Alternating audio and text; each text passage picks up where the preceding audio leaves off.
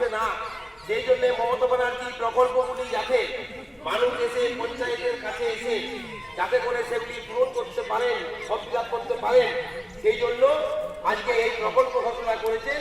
গঙ্গোত্তরী পদযাত্রা শুরু হয়েছে, গত পরশুর আগে থেকে শুরু হয়েছে।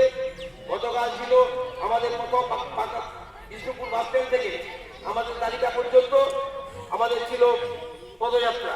তারপর কন্টিনিউ আছে, তা 10 দিন ধরে চলবে। তারপর আরো প্রকল্প আসবে। মমতা ব্যানার্জি করেছেন এটা আপনারা জানেন। কৃষক বন্ধু আছে গোষ্ঠী কোথায় ছিল? 34 বছর বামফ্রন্টের 34 বছর যারা বলতো গরিব মানুষের সরকার, যারা বলতো গরিব মানুষের সরকার আমরা, কোথায় ছিল?